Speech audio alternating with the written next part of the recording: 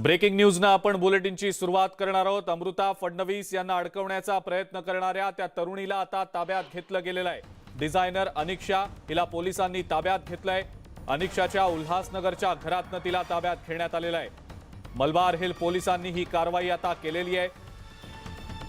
अमृता फडणवीस यांना लाच देण्याचा प्रयत्न या तरुणीनं केलेला होता। अनिक्षा नावाची ही तरुणी जिला आता उल्हासनगर मधल्या तिच्या घरातनं पोलिसांनी ताब्यात घेतलेलं आहे। मलबार हिल पोलिसांनी ही कारवाई केली आहे।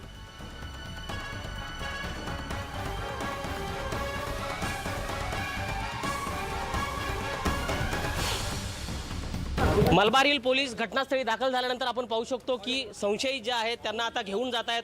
हे मलबार हिलचे पोलीस आहेत आणि ज्यांनी अमृता फडणवीस यांना 1 कोटीची लाच देण्याचा प्रकार केला होता, त्यांना धमकावला होता, ह्याच त्या संशयित आहेत। त्यांना मलबार हिल पोलिसांनी सध्या ताब्यात घेतलेला आहे। ही एक्सक्लुझिव्ह दृश्य आपण पाहू शकतो की मलबार हिल पोलीस या ठिकाणी आता त्यांना घेऊन जात आहेत चौकशीसाठी। राज्याचे गृहमंत्री देवेंद्र फडणवीस यांनी विधानसभेत ही माहिती दिल्यानंतर खळबळ उडाली होती आणि राज्याच्या पोलीस यंत्रणा जाग्या झालेल्या आहेत। मलबार हिल पोलीस सध्या या महिलेला आता घटनास्थळीवरून त्यांच्या घरून आता मुंबईला घेऊन जात आहेत। एक्सक्लुझिव्ह दृश्य ही जी आहेत ती न्यूज 18 लोकमतवर आपण पाहत आहे। या सध्या मुलीला आता मलबार हिल पोलीस उल्हासनगरहून घेऊन जाताना आपल्याला दिसत आहेत। महिला पोलीस अधिकारी या ठिकाणी आपल्याला दिसत आहेत आणि त्यांच्या माध्यमातून या तरुणीला आता घेऊन गेलं जात आहे। मलबार हिल पोलीस जे आहेत ते या ठिकाणी वाहतूक कोंडीमध्ये थोडेसे अडकलेले आहेत आणि आता या मुलीला चौकशीसाठी मलबार हिल पोलिसांनी अखेर ताब्यात घेतलेलं आपल्याला पाहायला मिळत आहे। मोठं प्रकरण आहे हे राज्यातलं, कारण खुद्द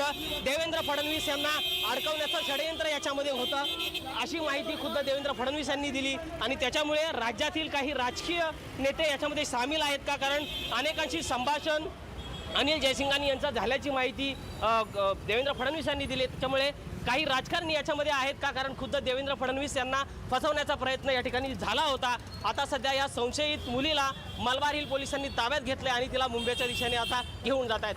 व्हिडिओ जर्नलिस्ट आकाश साहनेसह गणेश गायकवाड, न्यूज 18 लोकमत, उल्हासनगर। उपमुख्यमंत्री देवेंद्र फडणवीस यांच्या पत्नी अमृता फडणवीस यांनी एका डिझायनरच्या विरोधात तक्रार दाखल केली आहे। धमकी आणि कट रचल्याचा आरोप करत अमृता फडणवीसांनी अनिक्षा नावाची डिझायनर आणि तिच्या वडिलांच्या विरोधात मुंबई पोलिसात तक्रार केली आहे। तसंच 1 कोटी रुपयांची लाच देण्याचा प्रयत्न केल्याचं देखील तक्रारीमध्ये अमृता फडणवीस यांनी नमूद केलंय। अमृता फडणवीस यांनी 20 फेब्रुवारीला मलबार हिल पोलीस ठाण्यामध्ये तक्रार दाखल केली होती।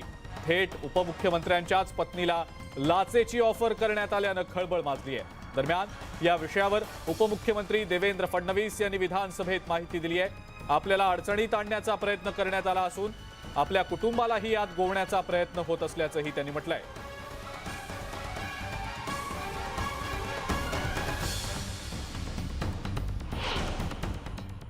वास्तविकता आहे की माझ्या पत्नीने अशा प्रकारचा एक FIR फाईल केला आहे की तिच्यावर दबाव आणून माझ्या माध्यमातून काही काम करून घेण्याकरता त्या ठिकाणी प्रयत्न झाला। पहिले पैसे ऑफर करण्यात आले, मग ब्लॅकमेल करण्याचा प्रयत्न झाला। तिने एक दिवस सांगितलं की माझ्या वडिलांना असं असं फसवलेलं आहे आणि तुम्ही त्यात मदत करा। तर माझ्या पत्नीने सांगितलं तुझं काही निवेदन असेल तर ते दे, DCM साहेब त्यात पाहतील काय करायचं। काही दिवसांनी तिने बोलणं सुरू केलं की माझे वडील हे सगळ्या बुकीजला ओळखतात आणि मागच्या काळामध्ये आम्ही बुकीजची इन्फॉर्मेशन द्यायचो आणि ती इन्फॉर्मेशन घेऊन मग तिथे रेड व्हायच्या आणि त्या रेडमध्ये दोन्हीकडनं आम्हाला पैसे मिळायचे आणि तुम्ही जर थोडी मदत केली तर आपणही अशा रेड कंडक्ट करू। आपण अशा प्रकारे जर हा धंदा केला त्याचा फायदा होईल आणि मग तिने ऑफर केली की एकतर हे आपण करूया, नाहीतर माझ्या वडिलांना सोडवण्याकरता मी 1 कोटी रुपये तुम्हाला देते, माझी तयारी आहे, त्यांना सोडून द्या। माझ्या पत्नीने स्पष्ट सांगितलं की ते चुकीचे फसले असतील तर पोलीसमधनं त्यांना सोडवता येईल, नसेल तर सोडवता येणार नाही।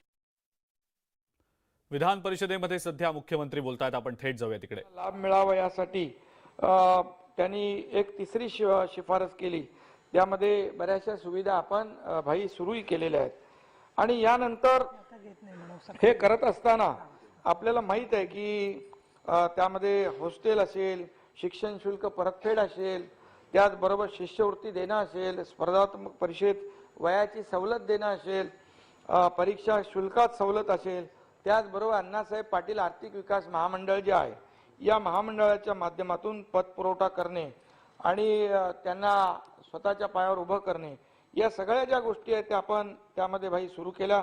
अण्णासाहेब पाटील आर्थिक विकास महामंडळाची 10 लाखाची मर्यादा होती, आपण 15 लाख केली. आपण ते व्याज आपण भरतो, ती देखील आपण योजना या ठिकाणी सुरू केली. आणि त्याचबरोबर यामध्ये जे एकदा मध्ये आपल्या जालनाला जे आंदोलन झालं होतं त्यावेळी देखील 4/2/2023 रोजी सभापती महोदया एक बैठक मी माझ्या अध्यक्षतेखाली घेतली आणि त्यामध्ये देखील काही मुद्दे समोर आले आणि मग मराठा समाजाला आरक्षण मिळण्यासाठी हे जे काही लढाई जी आहे आपली ती प्रभावीपणे आपण लढली पाहिजे, जिंकली पाहिजे. यासाठी काही नावं देखील आपल्या कडे आली आणि त्यामध्ये प्रामुख्याने हरीश साळवे साहेबांचं नावही आलं आणि हरीश साळवे साहेबांना त्या ठिकाणी नियुक्ती करावी आणि एक तज्ज्ञ आणि विशेष लोकांचा एक टास्क फोर्स निर्माण करावा अशा प्रकारची देखील सूचना आल्यानंतर आपण भाई हरीश साळवे साहेब, मी स्वतः त्यांच्याशी बोललो आणि त्याचबरोबर आपले पटवाली आहेत, मुकुल रोहतगी आहेत, विजयसिंग थोरात आहेत, अक्षय शिंदे आहेत व इतर जे काही निष्णात त्या जे आरक्षण आपल्याला जे आपण खाली 2018ला जे वैध झालं आणि कोर्टाने ते ग्राह्य धरलं, याच्यामध्ये ज्यांनी अभ्यासपूर्व सगळ्या गोष्टी केल्या होत्या, ज्यांनी मदत केली होती त्यांना देखील आम्ही त्याच्यामध्ये समावेश केलेला आहे. आणि याचं हे करत असताना त्याचबरोबर आम्ही भाई यामध्ये जे ओबीसीच्या ज्या सवलती आहेत, आता कोर्टाचं आरक्षण आहे ती लढाई आपण लढतोय, त्याच्यावर मी बोलतो तुमच्याशी, पण ज्या सोयी सुविधा ज्या आहेत या सोयी सुविधा देखील देण्यासाठी आपण अनेक नवीन देखील योजना सुरू केल्या. त्यामध्ये एक मुद्दा असा होता की कुणबी मराठा आणि मराठा कुणबी हे दाखले पूर्वी मिळत होते, ते मिळत होते. काही ठिकाणी आता ते पुरामध्ये, काही याच्यामध्ये आपत्तीमध्ये ते नष्ट झाले. आता त्यामध्ये देखील त्यांचं म्हणणं होतं की हे दाखले मराठवाड्यात जास्ती करून तो विषय होता, हा विदर्भ मराठवाडा. मग त्यामध्ये देखील आपण एक या कुणबी मराठा आणि मराठा कुणबी प्रमाणपत्र देण्यासंदर्भात एक देखील अपर मुख्य सचिव महसूल यांच्या अध्यक्षतेखाली देखील एक कमिटी आपण गठीत करतोय. त्यामध्ये प्रधान सचिव विधी व न्याय विभाग असेल, सचिव सामाजिक न्याय असेल, सचिव आदिवासी विभाग असेल आणि विभागीय आयुक्त आणि जिल्हाधिकारी अशा लोकांची एक समिती देखील आपण तात्काळ गठीत करण्याचा निर्णय घेतलाय. आणि त्यामुळे जो विषय होता, जो पूर्वीपासून ते दाखले मिळत होते परंतु काही पुरावे म्हणजे त्याच्यामध्ये पुरावे गहाळ झाले असतील आणि या सगळ्या बाबतीमध्ये काही याच्यामध्ये त्यांचा एक मुद्दा आला होता की महसूल रेकॉर्ड तुम्ही तपासा, शैक्षणिक रेकॉर्ड तुम्ही तपासा. पूर्वीच्या संस्थानिकांनी, मला वाटतं ते इकडे यांचं निजामाचं त्यावेळेस हे होतं आणि पूर्वीच्या संस्थानिकांनी काही सनदी दिलेल्या आहेत. त्याचबरोबर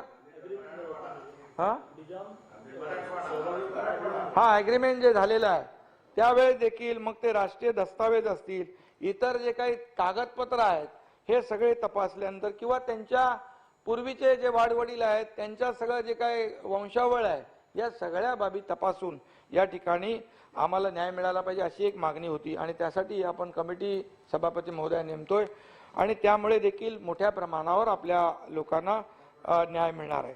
आणि त्यामध्ये ती तपासणी केल्यानंतर आपण त्यांच्या अडचणी दूर करू शकतो. त्याचबरोबर यामध्ये आपण जे काही कोपाटीचा खून खटला असेल तो देखील मुद्दा त्या बैठकीमध्ये आला होता आणि आम्ही त्यावेळेस देखील गृह विभागाने तात्काळ ते मेन्शन करावं, कोर्टाने सुनावणी घ्यावी. एजीना देखील आम्ही नवीन एजी आले त्यांना देखील सूचना भाई दिलेल्या आहेत 4/2/2023 रोजीच्या बैठक झाली त्यामध्ये. आणि त्याचबरोबर काही आपल्या मराठा समाजाच्या मुलं जे शहीद झाले त्यांचाही प्रश्न आला होता त्या सगळ्या बैठकीमध्ये आणि त्याचा देखील आपण निर्णय असा घेतला की एका पात्र व्यक्तीला परिवहन महामंडळामध्ये शैक्षणिक सॉरी त्यांना आपल्याला नोकरी देण्याच्या संदर्भात 20 लोकांना नोकरी दिली. काही लोकांचं जे उर्वरित आहे त्यांच्या कौटुंबिक काही क्लेम काही लोकांनी केलेले आहेत, त्याच्यावर देखील योग्य तो निर्णय आपण घेऊ. त्यामुळे शासन कुठे त्यांना वाऱ्यावर सोडणार नाही. सारथी संस्थेमार्फत देखील राबवण्यात येणाऱ्या ज्या उपाययोजना आहेत त्यामध्ये देखील आपण मोठ्या प्रमाणावर आज बदल केलेले आहेत. त्यामध्ये आपण जे अगोदर आता या बजेटमध्ये देखील मोठ्या प्रमाणावर आपण त्यांना हे केलेलं आहे, सवलती दिलेल्या आहेत. नवीन अभ्यासक्रम देखील आपण सुरू केलेले आहेत. सारथीमध्ये भाई जे पूर्वीचे जे तुम्हाला काय काय केलं ते सांगतोय मी, हा, आणि जे आहे ते आहे, बरोबर ना. तर त्यामध्ये देखील आपण जवळपास मी डिटेलमध्ये जाणार नाही, परंतु आपण नवीन हे छत्रपती संभाजी महाराज सारथी युवा व्यक्तिमत्व विकास व संगणक कौशल्य प्रशिक्षण हे नवीन केले, आपण नवीन केले. त्याचबरोबर राजमाता जिजाऊ सारथी कौशल्य विकास प्रशिक्षण कार्यक्रम जो आहे तो देखील आपण आता 23-24 मध्ये करतोय. छत्रपती संभाजी महाराज जे आहे 10,000 लाभार्थ्यांना ती योजना आपण मंजूर करतोय. आणि त्याचबरोबर नवीन एक योजना आपण मालोजीराजे भोसले सारथी इंडो जर्मन टूल त्याच्यामध्ये दिलेलं आहे. आणि त्यामध्ये देखील 950 विद्यार्थ्यांना कौशल्य विकास प्रशिक्षण जे आहे त्या ठिकाणी आपण केंद्र सुरू करतोय. त्याचबरोबर या 2000 छत्रपती शाहू महाराज राष्ट्रीय संशोधन अधिछात्रवृत्ती अंतर्गत जवळपास 2100-2200 विद्यार्थ्यांना त्याचा फायदा होतोय.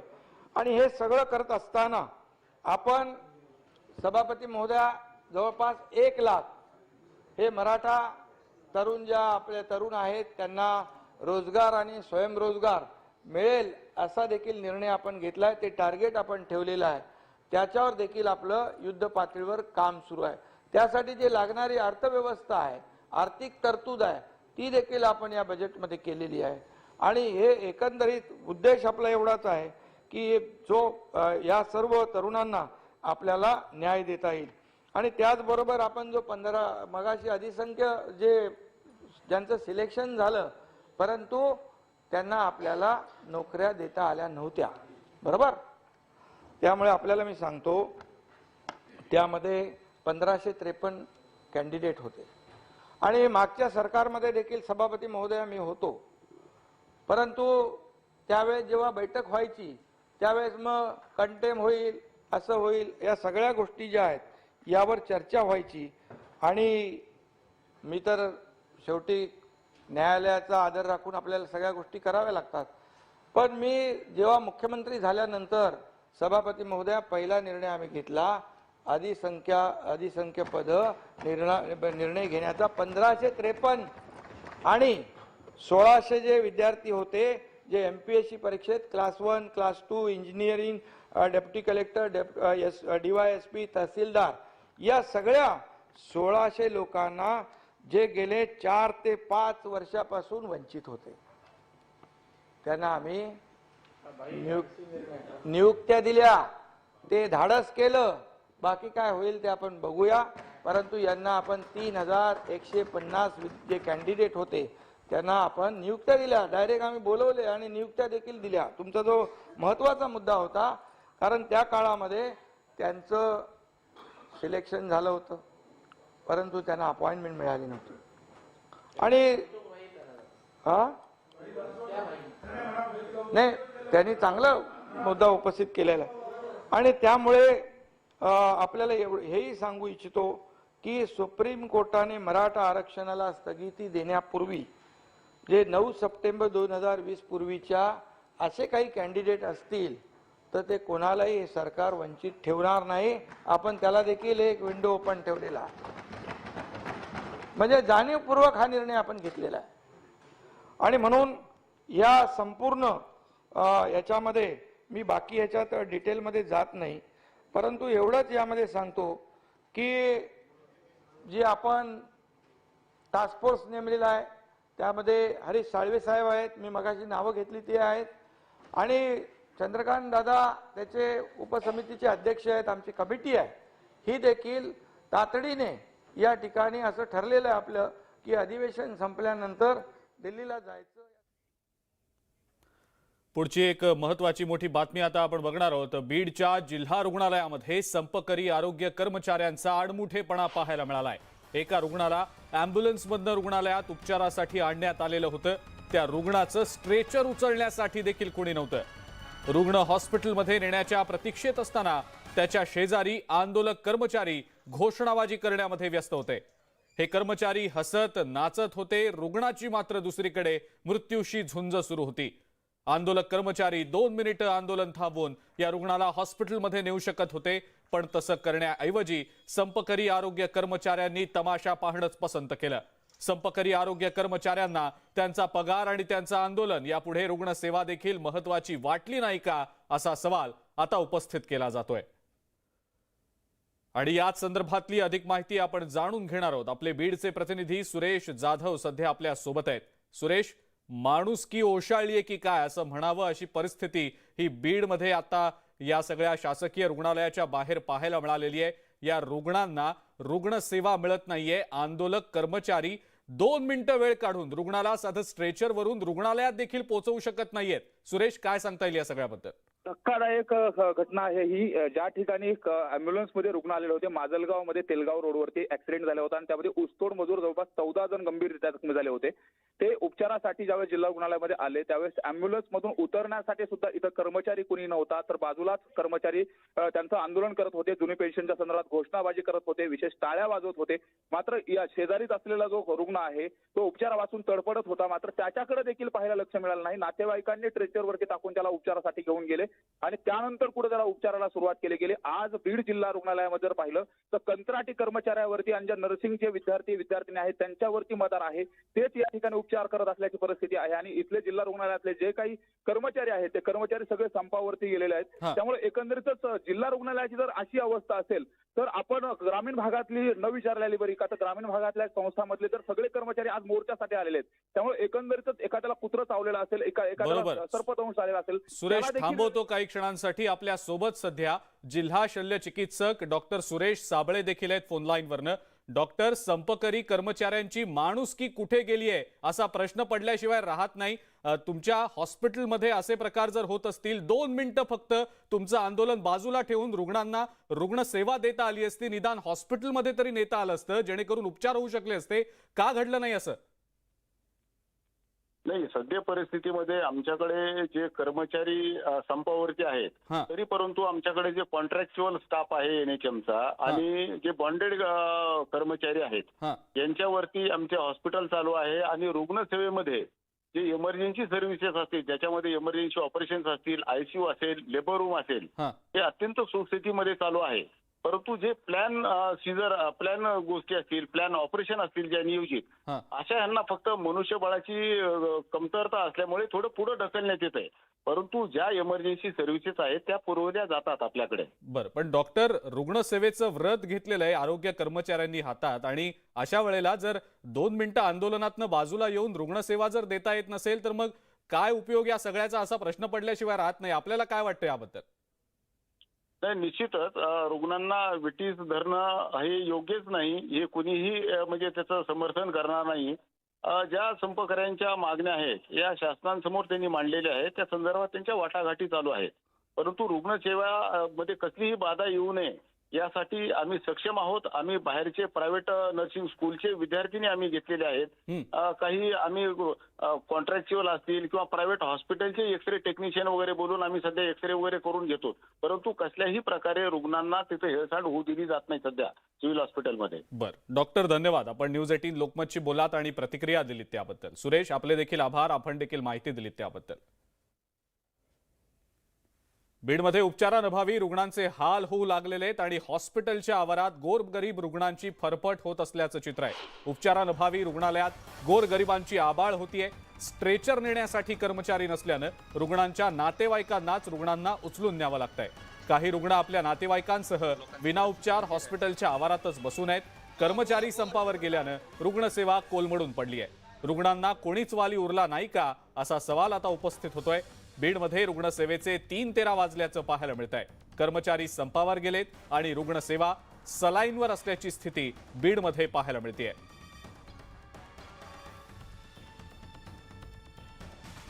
राज्यामध्ये जुन्या पेन्शनसाठी कर्मचाऱ्यांचा संप सुरू आहे आणि यावर आमदार बच्चू कडू यांनी आता आक्रमक भूमिका मांडलेली आहे। आमदार आणि खासदारांनी सुद्धा आपली पेन्शन सोडली पाहिजे, म्हणजे कर्मचारी पेन्शन मागणार नाहीत, मी सुद्धा पेन्शन घेणार नाही, अशी सडेतोड प्रतिक्रिया बच्चू कडू यांनी दिली आहे।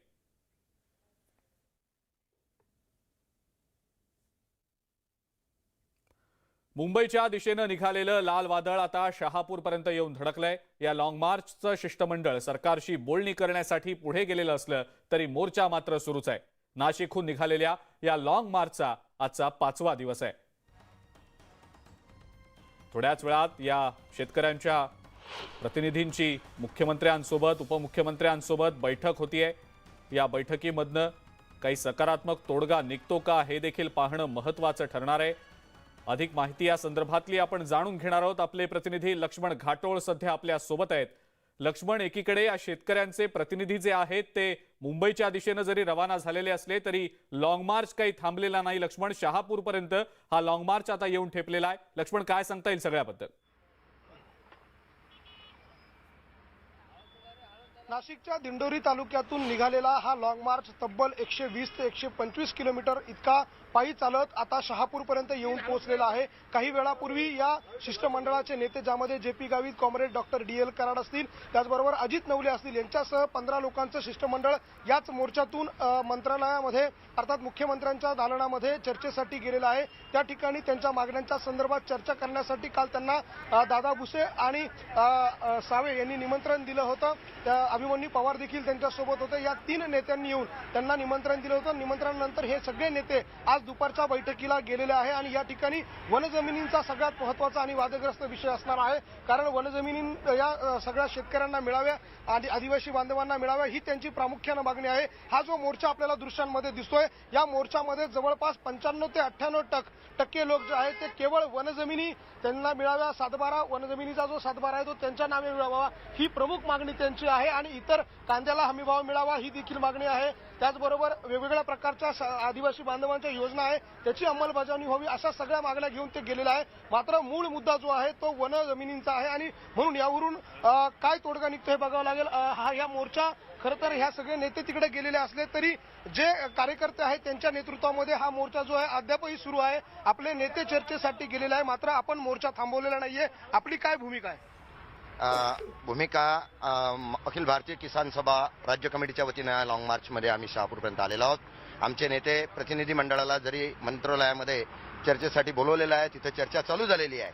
आमचं जोपर्यंत किसान सभेच्या लॉंग मार्चच्या ज्या मागण्या आहेत त्या गेल्या अनेक दिवसापासून आम्ही राज्य आणि केंद्र सरकारला या संदर्भामध्ये वारंवार सूचना केल्या। जवळपास आपण जाणताच पहिला लॉंग मार्च 2017, त्यानंतर पुन्हा एक लॉंग मार्च काढला आणि हा लॉंग मार्च आला। सरकार आम्हाला रस्त्यावर, आम्ही शेतकरी लोक लॉंग मार्च काढून मुंबईपर्यंत पायी येतो। आमची आर्त ही केंद्र आणि राज्य सरकारपर्यंत पोहोचली पाहिजे हे सांगण्यासाठी पुनश्च आम्ही आज बाहेर आलेलो आहोत। आज आपण माहिती आहे, आमची पहिली मागणी आहे वनाधिकार कायद्याअंतर्गत शेत जमिनी आमच्या नावाच्या करा, शेतकऱ्यांचा संपूर्ण 7/12 कोरा करा।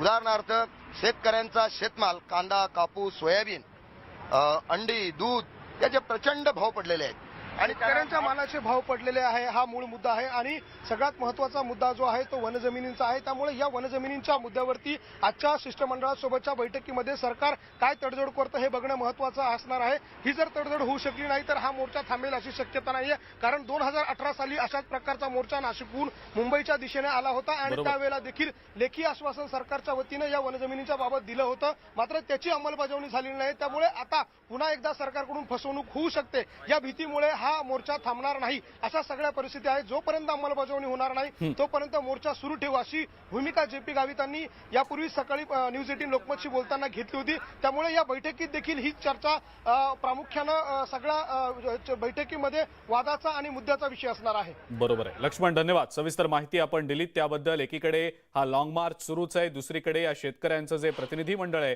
ते मुख्यमंत्री आणि उपमुख्यमंत्र्यांसोबत बैठकीसाठी म्हणून मुंबईच्या दिशेने गेलेलं आहे। थोड्याच वेळात ही बैठक देखील सुरू होणार आहे। बैठकीतनं नेमकं काय सकारात्मक बाहेर येतं हे देखील पाहणं महत्त्वाचं ठरणार आहे।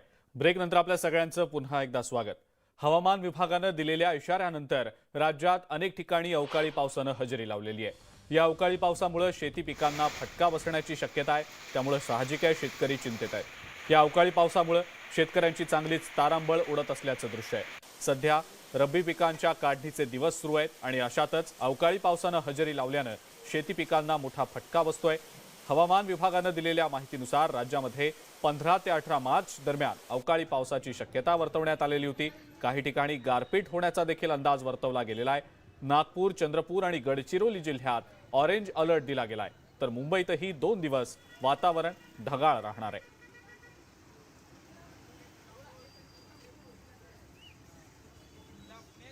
चार दिवस विश्रांती घेतल्यानंतर मनमाड, नांदगाव, येवलासह नाशिकच्या ग्रामीण भागात हलक्या स्वरूपाचा तर काही ठिकाणी जोरदार स्वरूपाचा पाऊस बरसला। रात्रभर सुरू असलेल्या पावसामुळे पिकांचं अतोनात नुकसान झालं। अमरावती जिल्ह्यात अवकाळी पावसामुळे काढणीला आलेल्या गहू आणि हरभरा या पिकांचं मोठं नुकसान झालंय। अनेक शेतकऱ्यांनी आपल्या शेतात हरभरा आणि गव्हाची साठवणूक करून ठेवली होती, मात्र पावसामुळे ही दोन्ही पिकं भिजल्यानं शेतकऱ्यांचं मोठं नुकसान झालंय। तसंच वाशिम शहरासह रिसोड, मालेगाव तालुक्यात रात्री काही ठिकाणी विजांच्या कडकडाटात अवकाळी पाऊस बरसला। या पावसानं भाजीपाला आणि कांदा पिकांना मोठा फटका बसल्याचं पाहायला मिळतंय।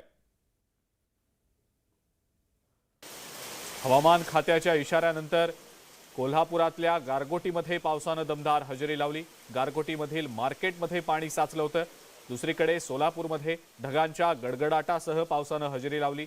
वादळी वाऱ्यासह पावसानं हजेरी लावल्यानं अनेक भागातला वीज पुरवठा देखील खंडित झाला होता। अवकाळी पावसाचा फटका द्राक्ष आणि डाळिंब या पिकांवर होणार असल्यानं शेतकरी चिंतेत सापडलाय। तर तिकडे भुसावळसह यावल आणि मुक्ताईनगर परिसरात मध्यरात्री विजांच्या कडकडाटासह आलेल्या अवकाळी पावसानं शेतकरी पुन्हा एकदा संकटात सापडलाय। उत्तर महाराष्ट्रातही अवकाळी पावसानं हजेरी लावली। जळगावात वादळी वाऱ्यासह झालेल्या पावसामुळे जिल्ह्यातल्या काही भागातला वीज पुरवठा खंडित झालेला होता। शहापुरात विजांच्या कडकडाटासह रिमझिम पाऊस सुरू आहे। गोंदियात पुढचे 4 ते 5 दिवस वादळी वाऱ्यासह पावसाची शक्यता असल्यानं जिल्ह्यामध्ये सगळीकडे ढगाळ वातावरण आहे। तर धाराशिवमध्ये पुढच्या 2 दिवसात जिल्ह्यात अवकाळी पावसाचा इशारा हवामान खात्यानं दिलेला आहे। रब्बी पिकांची काढणी थांबावी असं आवाहन शेतकऱ्यांना करण्यात आलेलं आहे। रब्बी पिकं काढून ठेवली असतील तर ती पिकं झाकून ठेवावीत, उघड्यावर जनावरं बांधू नयेत असं आवाहन हवामान खात्याच्या वतीनं करण्यात आलेलं आहे। भंडाऱ्यात हवामान खात्यानं पुढचे 3 दिवस जिल्ह्यात विजेच्या कडकडाटासह वादळी वाऱ्यासह पावसाच्या हजेरीची शक्यता वर्तवण्यात आलेली आहे आणि त्यामुळे पुन्हा एकदा शेतकऱ्यांमध्ये धडकी भरली आहे। धुळ्यात पावसामुळे शिरपूर, साक्री, शिंदखेडा या तालुक्यांमधल्या पिकांचं मोठं नुकसान झालंय आणि त्यामुळे गहू, कांदा आणि मका या पिकांना अवकाळी पावसाचा जबर फटका बसलाय। नंदुरबारमध्ये सलग 3ऱ्या दिवशी अवकाळी पावसानं हजेरी लावलेली आहे। तर तिकडे पश्चिम विदर्भात गारपिटीची शक्यता वर्तवण्यात आलेली आहे। 16 आणि 17 मार्चला विदर्भातल्या काही जिल्ह्यांमध्ये गारपिटीची शक्यता वर्तवली गेली आहे। शिवाजी महाविद्यालयातील हवामान तज्ज्ञ अनिल बंड यांनी या संदर्भातली माहिती दिली आहे। या गारपिटीमुळे शेतकऱ्यांना मोठा फटका बसण्याची शक्यता आहे। येत्या 16 तारखेला भारतीय उपखंडाला भिडण्याची शक्यता आहे। हा पश्चिमी विक्षोभ याच्यापेक्षा शक्तिशाली असल्यामुळे याचा परिणाम संपूर्ण भारतावरच होणार असून संपूर्ण भारतात पुढील 4-5 दिवस पावसाळी वातावरण निर्माण होण्याची शक्यता आहे। तसेच आज आणि उद्या विदर्भात हलक्या मध्यम पावसाची तुरळक ठिकाणी शक्यता आहे। तर 16, 17 आणि 18 या 3 दिवसात गडगडाट, विजा आणि वेगवान वाऱ्यासह वादळी पावसाची काही ठिकाणी शक्यता असून यामध्ये तुरळक ठिकाणी गारपीटसुद्धा होऊ शकते। नांदेड जिल्ह्यातनं वाहणारी पैनगंगा नदी उन्हाळ्याच्या सुरुवातीलाच कोरडी पडली आहे। नदीत पाणीच नसल्यानं नांदेड जिल्ह्यातील हदगाव, हिमायतनगर आणि माहूर या तालुक्यात पाण्याचा मोठा प्रश्न निर्माण झालाय। या 3ही तालुक्यात वनक्षेत्र जास्त आहे। वनपरिक्षेत्रातील पाणवठे आणि कृत्रिम तलाव देखील कोरडे पडलेत आणि त्यामुळे वन्य प्राणी यांची भटकंती पाण्यासाठी होत असल्याचं दिसतंय। इसापूर धरणातला पाणीसाठा पैनगंगा नदीमध्ये सोडण्याची विनंती नागरिकांनी केली आहे।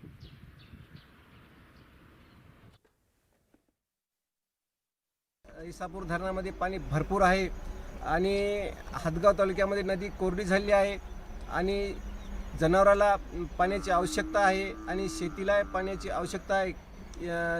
इसापूर धरणचे कर्मचारी आणि जेव्हा शेतीला पाण्याची आवश्यकता नाही तेव्हा पाणी नदीला सोडतात आणि आता सध्या पाणी ऊसाला देण्याची आवश्यकता आहे, तरी इसापूर धरणातलं पाणी नदीत सोडण्यात यावे.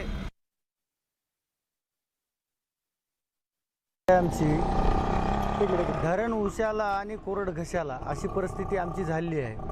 आज तुम्हाला सांगतो, जनावराला सुद्धा पियाला पाणी नाही, धरणामध्ये मुबलक पाणी आहे, तरी इकडे नदीला पाणी सोडत नाहीत.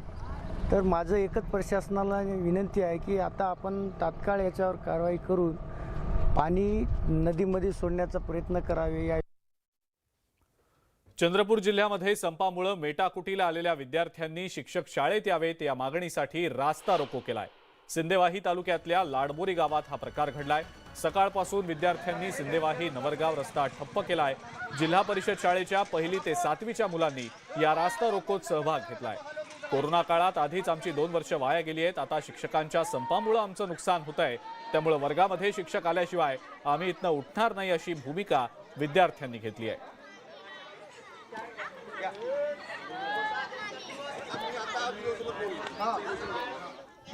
आमचे शिक्षक न आल्यामुळे आम्हाला रोडवर येण्याची पाळी आली आहे. कारण आमच्या कोरोनामध्ये 2 वर्ष गेलेले आहेत आणि आता आमची पेपरांची वेळ आली आहे. शिक्षक शिकवायला येत नाही आहेत. जोपर्यंत शिक्षक येणार नाही तोपर्यंत आम्ही इथून हलणार नाही. उपमुख्यमंत्री आणि अर्थमंत्री देवेंद्र फडणवीस यांनी एसटीमध्ये महिलांना तिकीट दरामध्ये 50% सवलत देण्याचा निर्णय घेतलाय. मात्र या घोषणेची अद्याप अंमलबजावणी झालेली नाही. घोषणा केल्यानंतर त्याची अंमलबजावणी होण्यासाठी संबंधित प्रशासकीय यंत्रणांना GR मिळणं आवश्यक असतं. मात्र महिला प्रवाशांकडून तिकिटात सवलतीसाठी वाहकांसोबत वाद घातले जात आहेत. लातूरमधल्या एसटीमध्येही एका महिला प्रवाशानं हाफ तिकीटच्या मुद्द्यावरून वाद घातला. कुठं झाले तर सांगा, कुठं झाले फुकट सांगा की फुकट कुठं झालं? कोण म्हणलं तुम्हाला फुकट झालं म्हणून? फुकट नाही, हाफ तिकीट झालंय. हाफ तिकीट कोण म्हणलं तुम्हाला झालं म्हणून? कोण म्हणलं? सांगा की कुठं आहे नियम? नियम काय का त्याचा? काही तुमच्याकडे काही नियम काय आहे का तुमच्याकडे? कायद्यात दाखवते. दाखवा की 12 महिने चालता. तुम्ही दाखवा ना. जास्त बोलू नका. त्याच्यात काय तिकीट घ्यायचं ती घ्या. तुम्ही आता बोलू नका. तुम्ही मला पैसे द्या वापस. तुम्ही मला काय बोलला? तुम्हाला बघायला मी खंबीर आहे. का बरं बघता मला? बरोबर चला. का बघता तिथं सांगा. मला का बघता हे सांगा. मला का बघता हे सांगा. काय गरज आहे तुमची मला सांगायची? नियम निघालाय म्हणून सांगायला. कोण तुम्ही नियम बनलेला का? फुकटचा फुकटचा. आता तुम्हाला घ्यायचं ना मी तिकीट. आता मी तुम्हाला तुम्हाला मी आता तिकीट घ्यायचं का नाही घ्यायचं? आता मी तुम्हाला तिकीट घ्यायचं का नाही घ्यायचं? घ्यायचं का? पंढरपूरमध्ये प्रस्तावित कॉरिडॉर आणि इतर सुविधांबाबत आज दुपारी 3 वाजता विधान भवनामध्ये बैठक आयोजित करण्यात आलेली होती आणि उपसभापती नीलम गोऱ्हे यांनी ही बैठक बोलावली होती. पंढरपुरातल्या प्रस्तावित कॉरिडॉरला स्थानिकांनी विरोध दर्शवलाय. प्रस्तावित कॉरिडॉर प्रश्नी आज बैठक बोलावण्यात आलेली होती. विधान भवनामध्ये दुपारी 3 वाजता ही बैठक बोलावली गेली होती.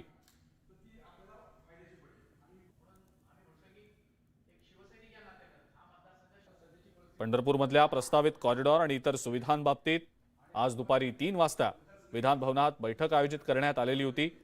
उपसभापती नीलम गोऱ्हे यांनी ही बैठक बोलावलेली होती आणि पंढरपुरातल्या प्रस्तावित कॉरिडॉरला स्थानिकांचा काहीसा विरोध आहे. या अनुषंगानं ही बैठक अत्यंत महत्त्वाची मानली जात होती.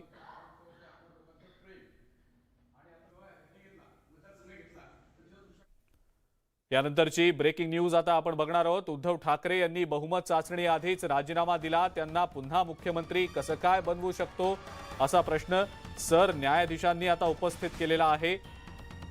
सत्ता संघर्षावरची जी सुनावणी आहे त्या सुनावणीचा आजचा 3रा दिवस आहे आणि ठाकरे गटाकडून युक्तिवाद केला जातोय. सरन्यायाधीशांनी ठाकरे गटातले जे वकील आहेत सिंघवी यांना या संदर्भातले काही सवाल विचारलेले आहेत.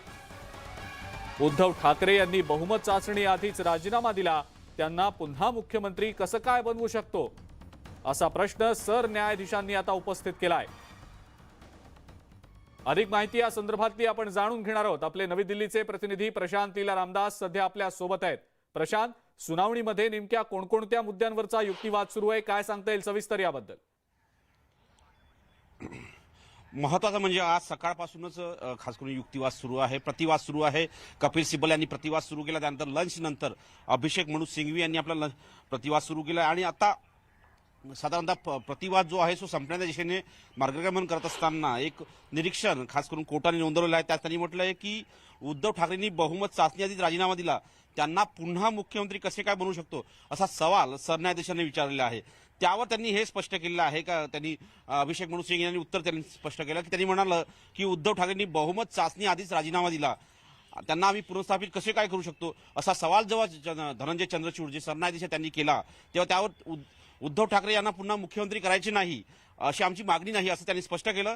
स्थिती जैसे ते तैसे करा, जशी आणि तशी ठेवण्याचा प्रयत्न करा अशी ही मागणी त्यांनी केली आहे. महत्वाचं म्हणजे जर बघितलं या सगळ्या पार्श्वभूमीवर की सुनावणी अजूनही सुरू आहे आणि सुनावणीमध्ये अनेक वेगवेगळे महत्वाचे मुद्दे पुढे येत आहे आणि त्यामध्ये जर बघितलं तर एक प्रकारे ही सुनावणी खास करून जे राज्यपालांच्या भूमिकेवरती सोबतच जर बघितलं तर ज्या पद्धतीने भूमिका उठवली राज्यपालांनी त्याच्या संदर्भात देखील ही चर्चा सुरू आहे आणि त्यामध्ये युक्तिवाद करताना एक प्रकारे प्रयत्न असा आहे की यातून कुठेतरी ज्या पद्धतीने प्रयत्न सुरू आहे तो प्रयत्न एकतर यातून जी परिस्थिती आहे जसे तसे परिस्थिती करण्याची मागणी ते अभिषेक मनु सिंघवी करताय आणि यातून एक प्रकारे हे स्पष्ट होत आहे की आता जवळपास आज सुनावणी संपण्याच्या दिशेने आहे, पण साधारणतः 4 वाजता कोर्टाचं कामकाज बंद होईल त्यापूर्वी सुनावणी संपते का हे पाहणं अतिशय महत्त्वाचं ठरणार आहे.